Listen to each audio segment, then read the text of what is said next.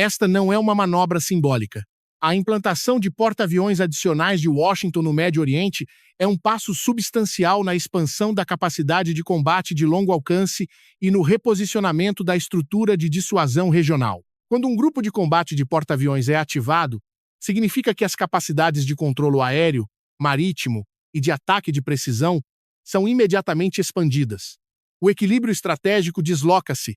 Esta presença adicional aumenta a densidade de ativos capazes de ataques preventivos e de resposta rápida. O sistema de comando e controlo está ligado à rede de defesa antimísseis e de alerta precoce dos aliados.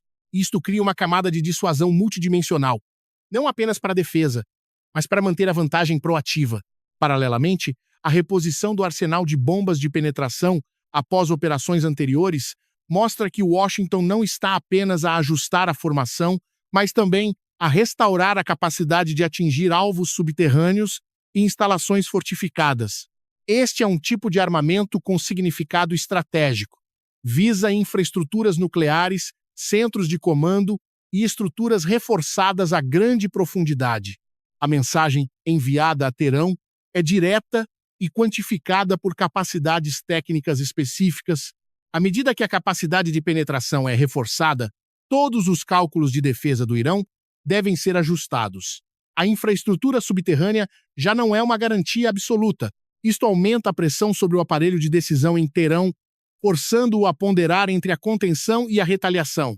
A dissuasão aqui não se baseia em declarações, mas na capacidade de execução. Neste contexto, os meios de comunicação iranianos publicaram uma lista de funcionários israelitas acompanhada de mensagens de ameaça. Este é um passo que eleva a guerra psicológica para um nível público e oficial. Quando as identidades de figuras da segurança são expostas ao público, o espaço do conflito expande-se da frente militar para a frente psicológico-política. Este movimento cria pressão direta sobre Tel Aviv, ao mesmo tempo que coloca Washington perante a responsabilidade de garantir a segurança do aliado. A publicitação da linguagem de ameaça significa o estabelecimento de uma base para a possibilidade de retaliação futura. Quando o aviso é colocado no sistema de comunicação oficial, torna-se parte da estrutura política. No entanto, os canais de negociação indireta entre os Estados Unidos e o Irã continuam a existir. Isto indica que ambos os lados ainda não abandonaram o mecanismo de controlo de escalada.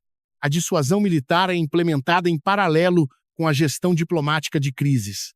Washington aumenta a pressão, mas não fecha a porta ao diálogo. Teherã utiliza uma linguagem dura, mas não cortou completamente o contacto. A estrutura atual é uma combinação de reforço de poder e manutenção de linhas de descompressão. A questão reside no fato de que o diálogo ocorre sob a sombra da capacidade militar expandida. Com grupos de porta-aviões a operar na região e o arsenal estratégico reposto, todas as rondas de negociações sofrem a pressão do terreno.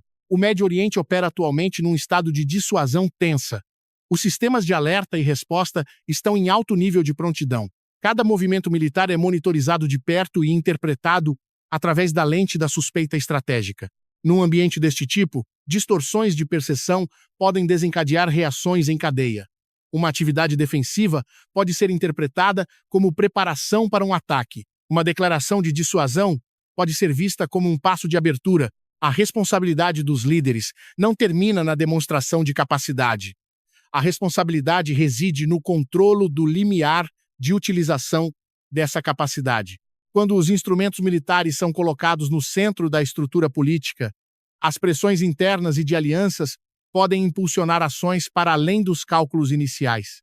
Se a disciplina estratégica diminuir, o mecanismo de controle de escalada será testado. A situação ainda não se transformou num conflito direto, mas a estrutura de dissuasão atual mostra que o risco de escalada já não é uma hipótese remota. O Médio Oriente entra numa fase em que cada decisão militar, cada mensagem política pode remodelar a ordem regional num curto espaço de tempo. À medida que a margem de erro diminui, a exigência de gestão de risco estratégico torna-se uma condição obrigatória para evitar um ciclo de confronto fora de controle. Este não é um incidente de pesca meramente comum.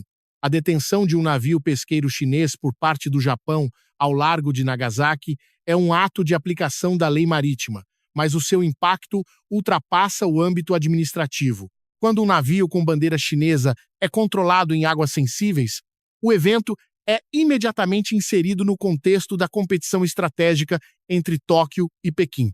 Nagasaki não é um espaço neutro.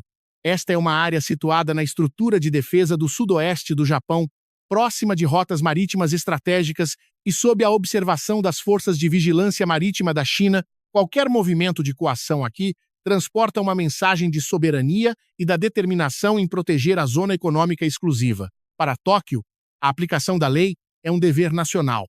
Se o controlo for relaxado, um precedente será estabelecido. Se houver uma ação firme, o risco de reação política de Pequim aumenta. A escolha do Japão mostra que o seu governo prioriza a manutenção da integridade da lei do mar, mesmo que isso aumente as tensões bilaterais. Pequim tem base para reagir fundamentada em interesses fundamentais. A questão não reside num navio pesqueiro individual, mas na mensagem de controlo do espaço marítimo. À medida que o Exército de Libertação Popular continua a modernizar a Marinha e a Força Aérea, ao mesmo tempo que aumenta a frequência de exercícios em torno de Taiwan, todos os incidentes no Mar da China Oriental são integrados num quadro mais amplo. A competição na Ásia Oriental opera atualmente sob um modelo de acumulação de pressão. Cada pequeno incidente adiciona uma camada de suspeita estratégica. Com a detenção do navio pesqueiro, os meios de comunicação e o aparelho político em Pequim podem ver isto como um sinal de endurecimento de Tóquio no âmbito da aliança com Washington. Esta percepção cria um impulso de reação, seja a nível diplomático ou militar. Paralelamente, o Japão intensifica as patrulhas e a coordenação com os Estados Unidos. O mecanismo de dissuasão coletiva na aliança é ativado através da partilha de informações de inteligência, exercícios conjuntos e ajuste da postura de defesa. Isto visa não apenas proteger o território japonês, mas também enviar um sinal do compromisso em manter a ordem regional baseada em regras. Quando a estrutura da aliança opera sem falhas, o limiar de dissuasão é elevado. No entanto, isso também aumenta a sensibilidade de Pequim em relação a todos os movimentos de Tóquio. A Ásia Oriental entra num estado de competição de alta intensidade, onde a Zona Cinzenta se torna o principal espaço de atrito. A Zona Cinzenta aqui inclui atividades paramilitares, patrulhas sobrepostas e navios civis escoltados por forças de segurança. A questão central não é a explosão imediata de um conflito. A questão reside na acumulação contínua de pressão. Quando o Exército de Libertação Popular expande o alcance dos exercícios em torno de Taiwan, o Japão e os Estados Unidos respondem reforçando a presença. Quando um lado consolida capacidades de ataque de longo alcance, o outro investe em defesa antimísseis e capacidades de contra-ataque. Esta estrutura cria um ciclo repetitivo de ação-reação. Nenhum evento isolado é suficiente para desencadear uma guerra, mas a soma de muitos pequenos eventos altera o ambiente de segurança para uma direção mais rígida. Com o aumento da frequência de fricções, a probabilidade de erros de cálculo também aumenta. A responsabilidade dos líderes em Tóquio e Pequim não reside apenas na proteção dos interesses nacionais. A responsabilidade reside no controlo da velocidade de escalada do ciclo de competição. Se a reação for desenhada com objetivos internos ou para enviar mensagens de dureza a curto prazo, a estrutura de estabilidade a longo prazo será corroída. Taiwan é a variável central. Todos os movimentos em torno de Nagasaki ou do Mar da China Oriental têm ligação indireta com o equilíbrio no Estreito de Taiwan. Enquanto o Exército de Libertação Popular mantém pressão militar em torno da ilha, o Japão e os Estados Unidos reforçam a preparação para cenários de crise. Isto faz com que toda a Ásia Oriental opere num estado de elevada prontidão. A estabilidade regional não se baseia na conciliação política, mas num equilíbrio de dissuasão mantido de forma rigorosa. Quando este equilíbrio é desafiado por um evento pequeno mais sensível, a reação em cadeia pode espalhar-se. A Ásia Oriental não explode repentinamente. A Ásia Oriental escala segundo um modelo de acumulação de pressão contínua, onde cada incidente no mar contribui para remodelar a estrutura de segurança a longo prazo. Esta é a nossa visão e análise sobre a pressão estratégica crescente na Ásia Oriental, onde a competição não se manifesta por um evento único, mas por uma série de ajustes estratégicos contínuos capazes de alterar o equilíbrio regional a médio prazo. Este não é apenas um incidente técnico. A colisão de dois navios pertencentes à Marinha dos Estados Unidos, United States Navy, durante um reabastecimento nas Caraíbas, ocorreu fora de um ambiente de combate, mas o seu significado ultrapassa o âmbito da segurança marítima. Quando a maior força naval do mundo sofre um incidente num estado de não confronto, a questão que se coloca não é o dano imediato, mas a resiliência do sistema sob a pressão de uma implantação global. 2 militares sofreram ferimentos leves. Os danos materiais foram avaliados como limitados. No entanto, o incidente ocorre num contexto em que os Estados Unidos estão a expandir a sua presença militar no Médio Oriente e a manter compromissos em várias outras regiões. Isto mostra que a intensidade operacional da Força Naval está num nível elevado e prolongado. A Marinha dos Estados Unidos deve atualmente distribuir porta-aviões, contratorpedeiros e navios logísticos em várias direções estratégicas em simultâneo: Médio Oriente, Pacífico Ocidental, Atlântico e outros pontos quentes. Quando o ritmo de implantação aumenta, a pressão sobre a cadeia logística, o treino e a manutenção também aumenta.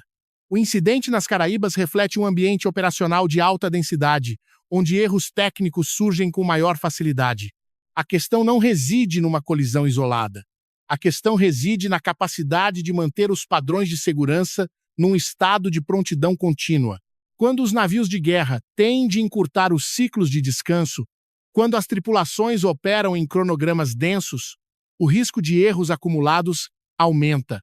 A durabilidade do sistema não é medida apenas pelo número de navios, mas pela capacidade de operar de forma sustentável ao longo do tempo. O momento do incidente coincide com o reforço da presença dos Estados Unidos no Médio Oriente. Isto coloca o problema da alocação de recursos. Quando uma região é priorizada, outra deve ajustar-se. Se os compromissos militares se estendem sem um reequilíbrio claro, o sistema sofrerá pressão simultânea em múltiplos eixos. As Caraíbas não são tradicionalmente uma frente quente. No entanto, são uma rota marítima estratégica e um espaço logístico importante. O incidente aqui mostra que, mesmo as regiões consideradas estáveis, não estão imunes às consequências do ritmo de implantação global.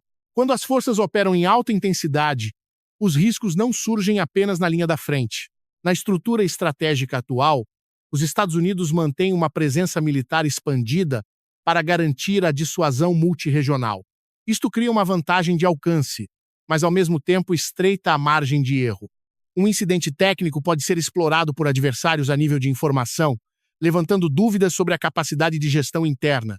Na competição entre grandes potências, a imagem e a fiabilidade são fatores estratégicos. A questão fundamental é se o sistema tem margem suficiente para absorver pequenos incidentes sem afetar a capacidade total.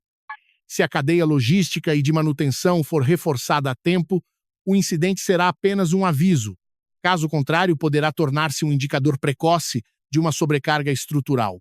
A responsabilidade do comando militar reside na avaliação honesta do nível de tensão do sistema. Com a expansão dos compromissos militares, a manutenção da disciplina de segurança e dos padrões de treino torna-se uma condição obrigatória. Qualquer complacência pode minar a fiabilidade da força. As Caraíbas, neste caso, não são o centro da crise, mas o local onde se revelam os limites operacionais. Enquanto os Estados Unidos mantêm simultaneamente a pressão no Médio Oriente, apoiam alianças na Ásia Oriental e monitorizam outros pontos quentes, o ritmo de implantação global coloca o sistema num estado de tensão contínua. Nesse ambiente, um erro técnico pode ter um significado estratégico. A conclusão intermédia indica que, quando os compromissos militares abrangem várias regiões, a durabilidade do sistema torna-se uma variável-chave. Um incidente menor pode não alterar o equilíbrio imediatamente, mas serve para recordar que a superioridade militar não se baseia apenas em números e tecnologia, mas na capacidade de manter uma operação estável, sob pressão prolongada.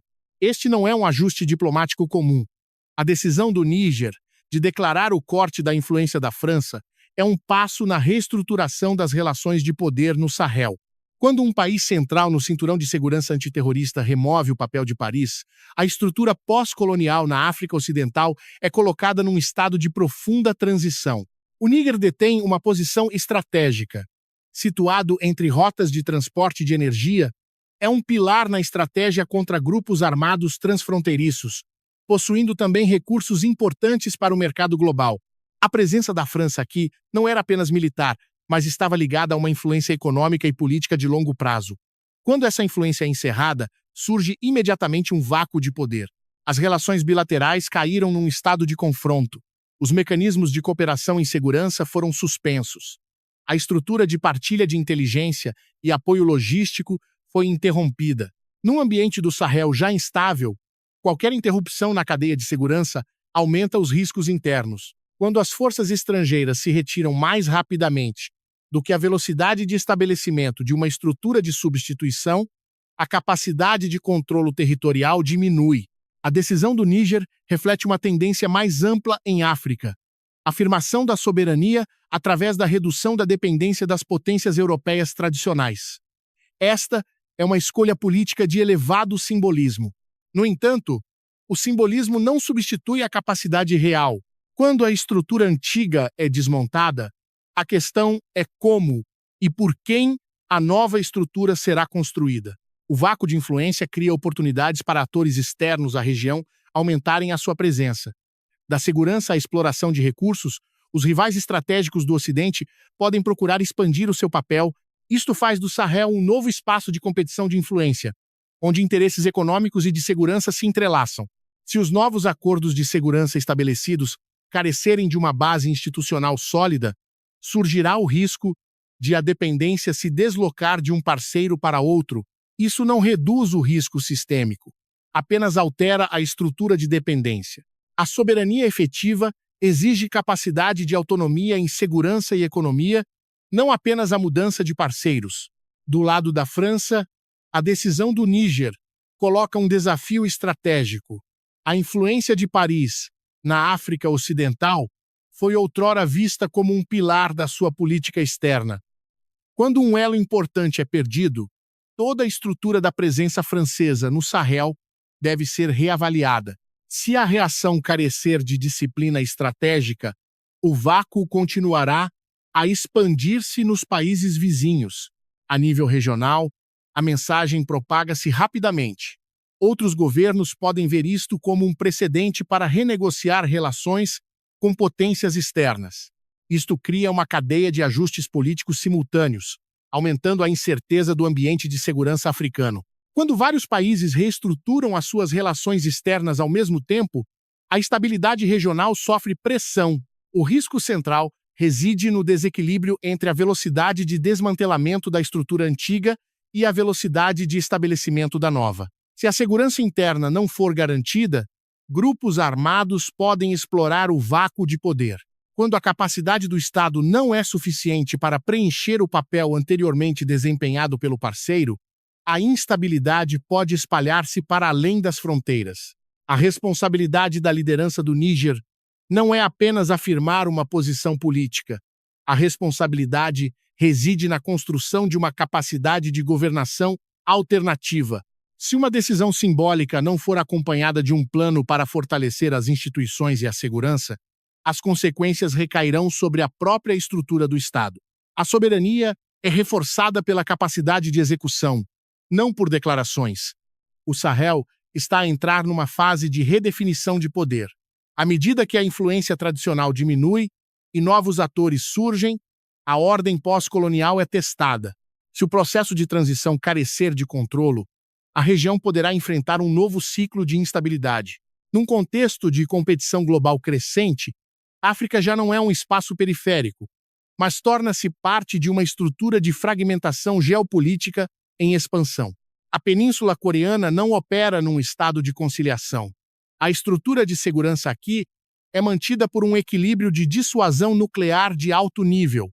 O ciclo de testes de mísseis da República Popular Democrática da Coreia e os exercícios conjuntos entre a Coreia do Sul e os Estados Unidos não são desenvolvimentos anormais. São o ritmo operacional estável de um sistema de confronto prolongado. Cada teste de míssil balístico transporta uma mensagem técnica e política. O alcance é expandido, a precisão é melhorada, a capacidade de carga de ogivas é enfatizada. Quando um novo tipo de míssil é anunciado, o objetivo não é apenas provar o progresso tecnológico, mas reposicionar o estatuto de dissuasão. A mensagem é dirigida a Seul, Washington e aos aliados regionais. A capacidade de retaliação de Pyongyang continua a ser fortalecida. Em resposta, a Coreia do Sul e os Estados Unidos intensificam exercícios e implantam ativos estratégicos. Bombardeiros, submarinos nucleares e sistemas de defesa antimísseis circulam na região. Isto cria uma camada adicional de dissuasão, mas simultaneamente eleva o limiar de sensibilidade do sistema. Quando ambos os lados mantêm um estado de elevada prontidão, o espaço para erros de cálculo é reduzido. Os canais de diálogo estreitam-se enquanto as capacidades militares se expandem. Esta estrutura cria um paradoxo estratégico. A dissuasão é reforçada para evitar o conflito, mas o aumento da dissuasão torna o ambiente mais rígido. Com os sistemas de alerta precoce e resposta rápida ativados continuamente, cada sinal anormal pode ser interpretado como uma ameaça direta. O ciclo de teste e resposta opera segundo uma lógica cumulativa. Um lançamento de míssil leva a exercícios de maior escala. Um exercício leva a novos testes com parâmetros técnicos mais complexos. Cada passo é justificado como uma reação necessária. No entanto, a soma desses passos aumenta a densidade de atritos estratégicos. A Península Coreana é simultaneamente um ponto de ligação de um sistema de alianças mais amplo. O compromisso de segurança dos Estados Unidos para com a Coreia do Sul e o Japão forma um eixo de dissuasão coletiva. Com o upgrade da capacidade nuclear de Pyongyang, a pressão política em Seul e Tóquio aumenta quanto às garantias de segurança expandida. Isto pode levar a ajustes nas doutrinas de defesa e na alocação de orçamentos militares. O perigo de erros de cálculo não deriva da intenção de iniciar uma guerra, mas do funcionamento sob tensão prolongada do sistema. Quando radares, satélites e centros de comando operam em estado de alerta máximo, um sinal técnico distorcido pode desencadear uma resposta defensiva que exceda o necessário. Num ambiente nuclear, pequenos erros podem ter grandes consequências estratégicas. A responsabilidade dos líderes de todas as partes não é apenas demonstrar capacidade.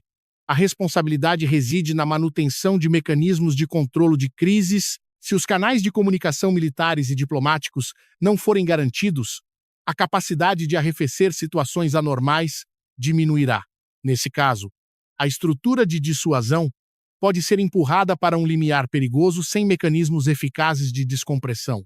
A estabilidade na península não se baseia numa reconciliação política abrangente. A estabilidade baseia-se num equilíbrio de dissuasão gerido rigorosamente. Se um lado procurar alterar o status quo com passos unilaterais, todo o sistema de alianças reagirá. Isto faz com que a Península Coreana continue a ser um ponto quente, capaz de desencadear reações em cadeia no Nordeste Asiático. A questão central não é se o conflito explodirá imediatamente. A questão reside na durabilidade da estrutura de dissuasão quando o ciclo de teste e resposta se prolonga sem uma saída política clara. Quando a tensão se torna o estado normalizado, o risco sistêmico acumula-se ao longo do tempo. Esta é a nossa visão e análise sobre o ambiente de dissuasão na Península Coreana, onde a estabilidade não é garantida por acordos de paz, mas pelo equilíbrio frágil entre capacidades nucleares e disciplina de controle de escalada. Estas não são crises isoladas. O Sudeste Asiático e a América Latina estão a formar pontos quentes dispersos, onde a competição de influência e as disputas de soberania ocorrem em baixa intensidade, mas de forma prolongada. Quando múltiplos pontos de fricção surgem simultaneamente, a probabilidade de risco sistêmico aumenta exponencialmente. No Sudeste Asiático, o espaço marítimo torna-se o centro das atenções. Disputas de soberania e competição naval aumentam num contexto em que rotas marítimas estratégicas desempenham um papel vital para o comércio global. As atividades de patrulhamento, a construção de capacidades navais e o reforço de infraestruturas marítimas são intensificados. Nenhum lado declara a intenção de alterar o status quo através de conflito direto. mas cada lado procura expandir o seu controle efetivo no terreno. Com navios da guarda costeira, navios de investigação e forças paramilitares a operar com alta frequência, a Zona Cinzenta torna-se o principal espaço de confronto. Fricções ao nível da aplicação da lei podem rapidamente transformar-se em questões diplomáticas e de segurança. Este ambiente obriga os países médios da região a ajustar estratégias de equilíbrio entre as grandes potências. Os Estados Unidos mantêm a presença para garantir a liberdade de navegação e fortalecer alianças. A China expande a capacidade naval e reforça a influência econômica. Os países do Sudeste Asiático enfrentam escolhas complexas: proteger a soberania sem serem arrastados para um confronto total.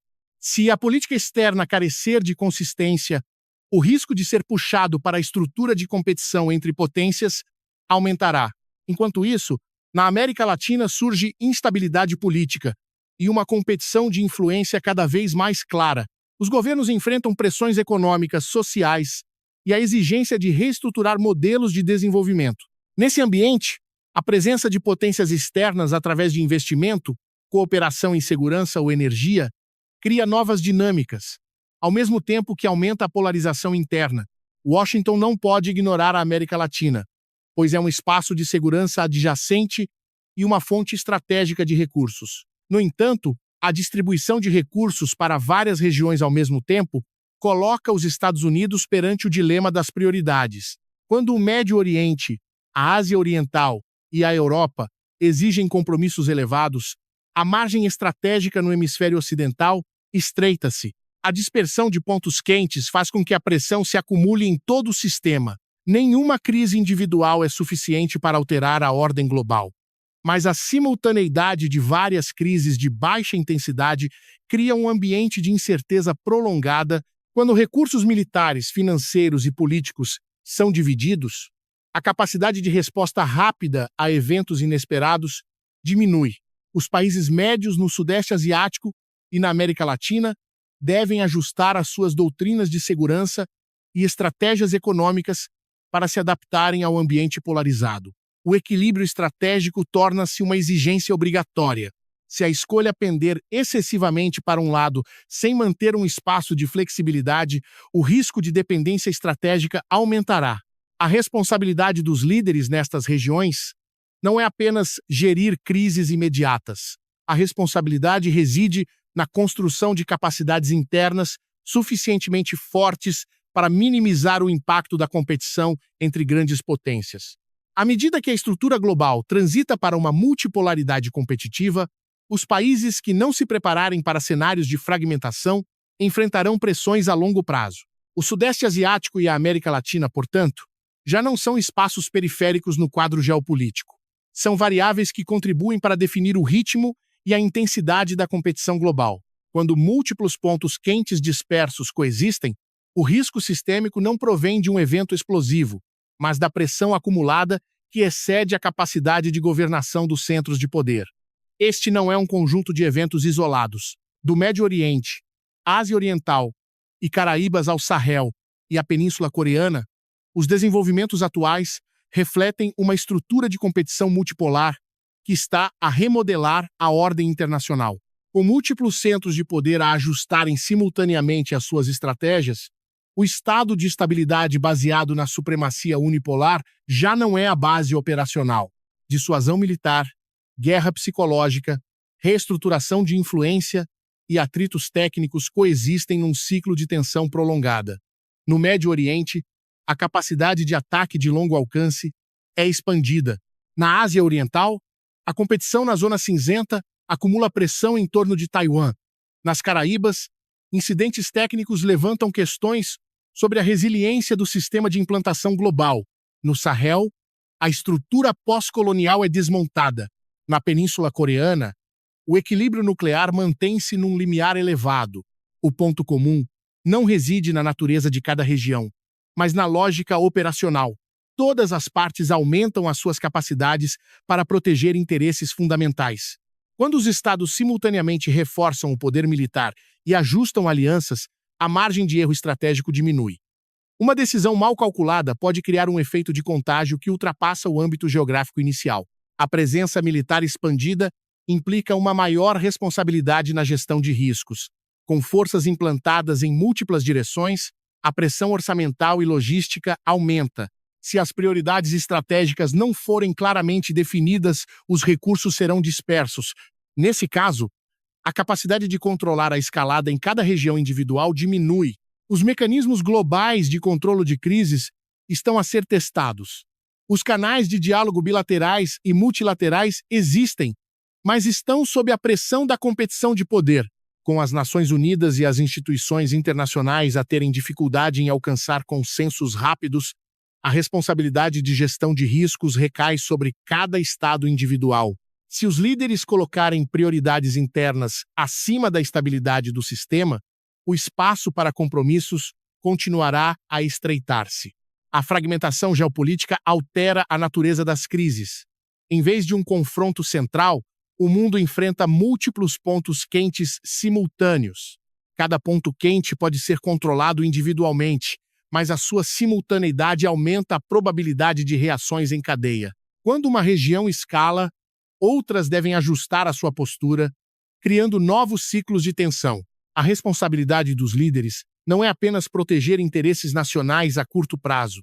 A responsabilidade reside em manter a disciplina estratégica num ambiente polarizado. Se todas as decisões forem impulsionadas pela necessidade de demonstrar força imediata, a estrutura global será empurrada para um limiar de risco mais elevado. A gestão de crises exige a capacidade de ler corretamente os sinais e controlar a velocidade de reação. O mundo entra numa fase em que a estabilidade já não é o estado predefinido.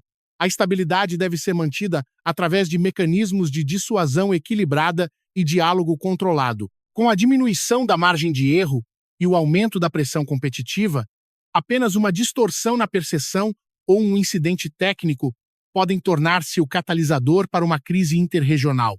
A conclusão estratégica indica que a fragmentação geopolítica não significa guerra total imediata, mas eleva o risco sistêmico para um nível superior.